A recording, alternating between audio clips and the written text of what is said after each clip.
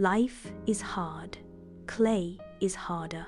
But what if I told you everything you needed to know about living well you could learn from a bad pottery pun? Welcome to Pottery Puns. Life lessons where clay metaphors get out of hand, and somehow you leave feeling wiser. As always, the books that inspired this video, Artful Journey of Pottery and Pottery Florilege, are both linked in the video description below if you want to check them out later. So let's go. Part 1. Don't be so fired up. Fire doesn't destroy the form, it reveals it. Artful Journey of Pottery, Chapter 3. In pottery, firing is literally the final step in transforming clay. You take a piece, once soft and fragile, and expose it to intense heat so it becomes strong, solid, finished. But here's the thing. If the piece isn't ready, the fire can ruin it. If it's still too wet, it cracks. If the glaze isn't right, it bubbles or burns. If you rush it into the kiln, the pressure shatters the work you spent hours building. Sound familiar? Sometimes in life, we're just like that pot. We throw ourselves into the fire too soon. We rush decisions, jump into conflict, or try to finish things when we haven't even dried yet emotionally. We get fired up angry, impatient, overwhelmed, and just like the pot that wasn't prepared, we crack under the pressure we created ourselves. The lesson? You don't have to jump into the fire the second you feel the heat rising. You can pause, you can cool down. You can recognize that strong doesn't mean impulsive, it means prepared. In pottery, waiting before firing isn't weakness, it's wisdom. And in life, the same applies. Sometimes the strongest thing you can do is take a step back, breathe, and say, I'll respond when I've dried a little.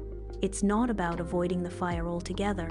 It's about going in when you're ready to handle it, not when you're boiling with emotion. And yes, sometimes that means letting a situation sit overnight, or choosing not to send that message in the heat of the moment, or walking away so you can shape your reaction instead of letting it explode. Because the goal isn't to avoid the fire. It's to go through it in a way that strengthens you instead of shattering you. So next time you feel yourself getting fired up, remember the potter's wisdom. Let it dry, let it settle.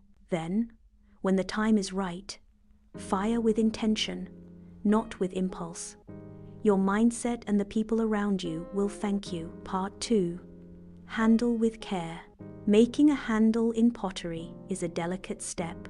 It's not just a practical feature, it's a moment of connection between the user and the form. A cup might be beautiful, but if the handle is weak, too stiff, or awkwardly placed, it doesn't feel right in your hand. It breaks. Or worse, it works, but no one wants to use it. So potters take their time. They shape the handle with care. They position it with balance. They let it dry slowly, in sync with the rest of the vessel. And that's exactly how we need to handle ourselves and each other, because most of the time, we're not dealing with things, we're dealing with people, with emotions, with moods, with stress, confusion, and all the invisible weight someone else might be carrying.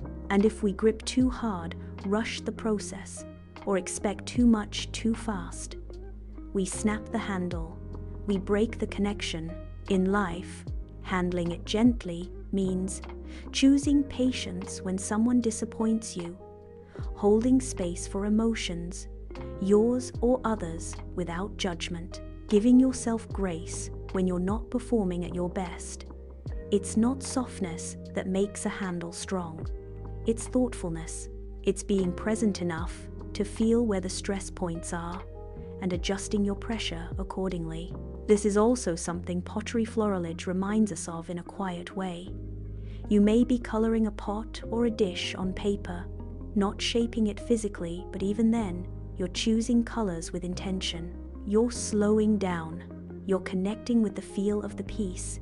It becomes meditative, intuitive. And when you go outside the lines, You don't punish yourself, you adjust gently. That's mindset work in disguise. Because every time you handle something gently, whether it's clay, a drawing, a conversation, or your own disappointment, you're practicing a powerful truth. Gentleness isn't weakness, it's skill.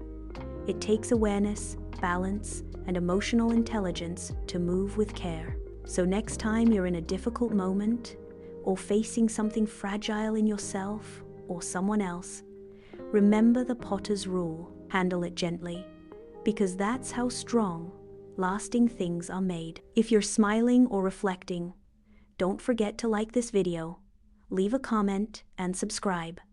Let's continue. Part 3. Get centered or get spun.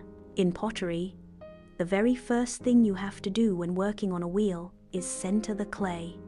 You press it into the middle, you ground it, you align it. If it's off even by a little, it wobbles. And if you keep building on wobbly clay, it flings off the wheel. The whole thing collapses. So potters learn early on: get centered first, or you're not building anything stable. And the same is true in life.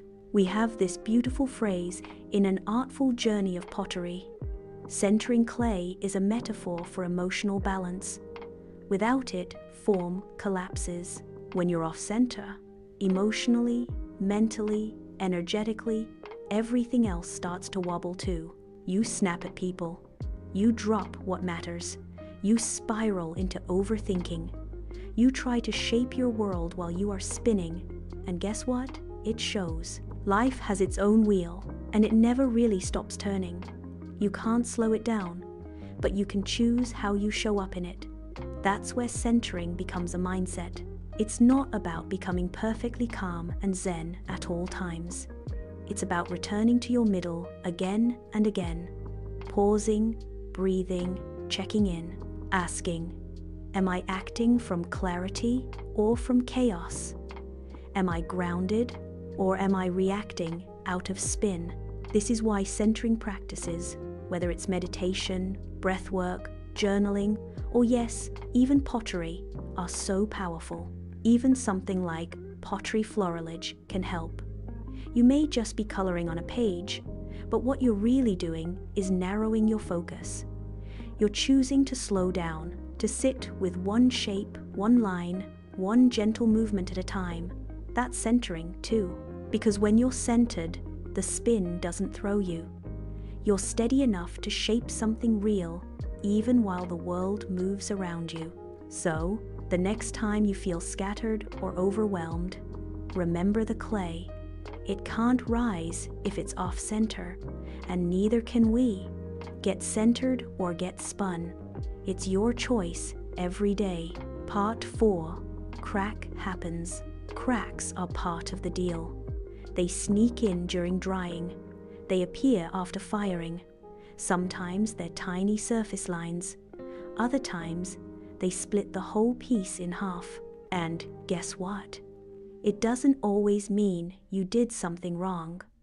Sometimes the clay just reacts to temperature, to timing, to tension you couldn't see. Potters know this. That's why many of them say, if you can't handle cracks, you can't handle pottery. Now take that and apply it to life. Because let's face it, crack happens in real life too. Things fall apart, plans don't hold, relationships fracture, your confidence wavers, your voice shakes in moments you hope to be strong.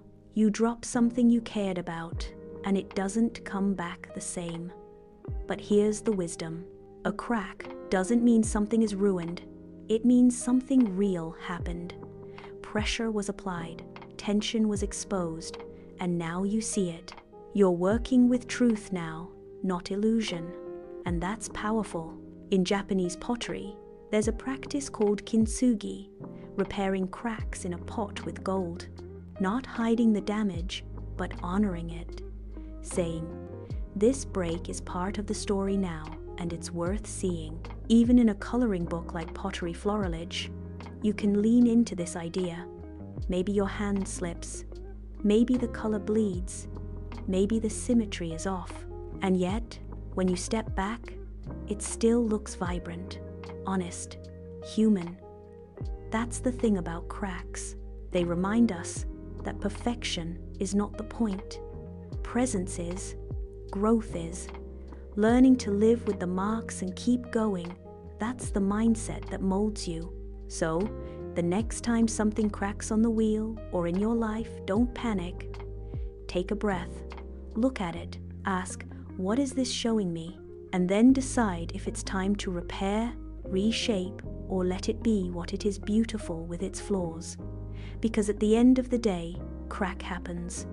And sometimes it's how the light gets in. Part 5. Glaze over the drama. Glaze is the final layer.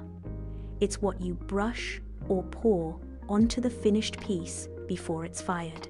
And when it melts in the kiln, it forms a smooth, glassy coat.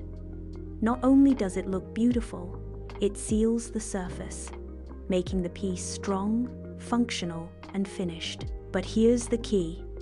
You apply glaze after the shaping, trimming, and drying are done. Not during the chaos. Not during the collapse. Only when the piece is ready to move forward. Glaze is not to hide, but to finish what was already becoming beautiful. Artful Journey of Pottery, Chapter 3. Now, let's talk about drama, emotional heat, conflict, chaos, comparison, gossip, stress. If you try to jump into that fire mid-spin, if you try to fix everything while emotions are still wet and wobbly, you'll make a mess. The potter's wisdom says, pause, let it dry, let it rest, then glaze. In life, glazing over the drama doesn't mean ignoring what's real. It means protecting your peace. It means choosing to cover what's already been shaped with something intentional, not reactive.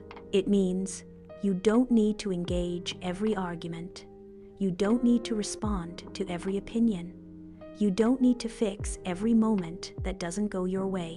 Sometimes you just glaze over it. Not because you don't care, but because you care more about preserving the strength of the piece you've built.